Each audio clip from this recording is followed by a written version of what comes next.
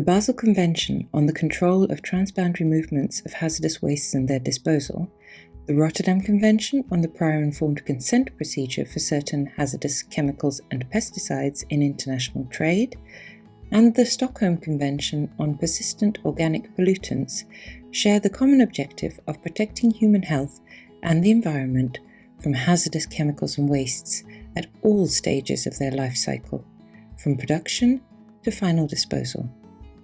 All three conventions provide for the control of the international trade or transboundary movements of chemicals and wastes. In this video, you will have a snapshot of the project, legal frameworks and international trade control measures under the Basel, Rotterdam and Stockholm Conventions.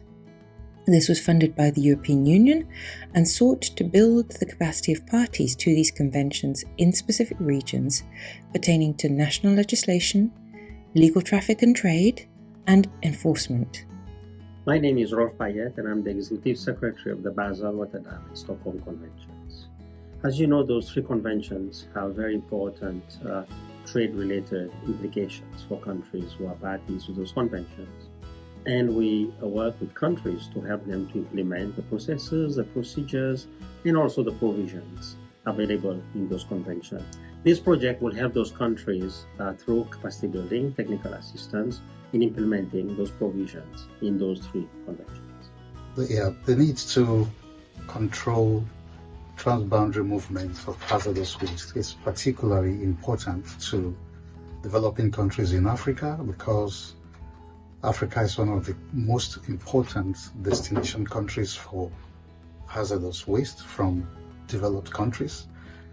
In this respect, we often need support for institutions like the regulatory agencies, the enforcement agencies, and so on, that need to learn new techniques, understand what global changes have occurred and emerging issues. Palau's biggest challenge is the lack of legislation, and EPUPIRI is working on this.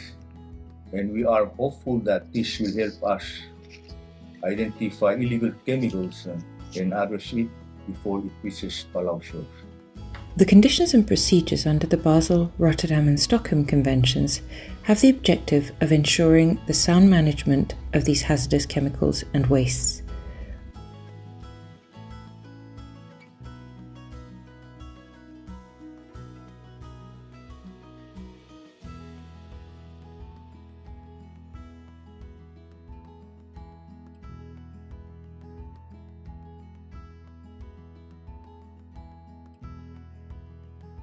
Other requirements for trade to be considered legal may be imposed by international treaties as well as by the national legal framework of a country. That is why the development of legal frameworks is an essential step in the implementation and the enforcement of the conventions. As a result of this project, the State of Palestine got strengthening the work for improving the hazardous waste and chemicals management and got identifying the remaining gaps in our legal frameworks and through medium and short-term activities.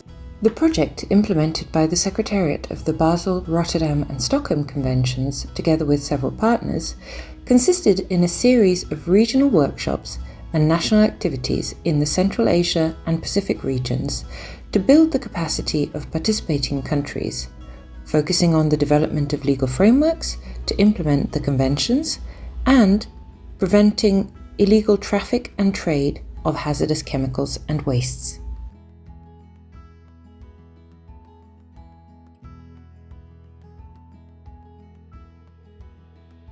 И по итогам реализации данного проекта нам удалось как раз-таки сделать такой тщательный анализ национального законодательства в сфере управления отходами, включая управление опасными и иными отходами в рамках Базельской конвенции.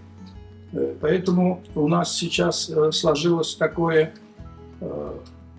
ясное представление относительно, как двигаться дальше. Конечно, существуют проблемы на данном этапе. У нас с принятием закона об отходах в 2015 году только начинается процесс формирования законодательства об отходах.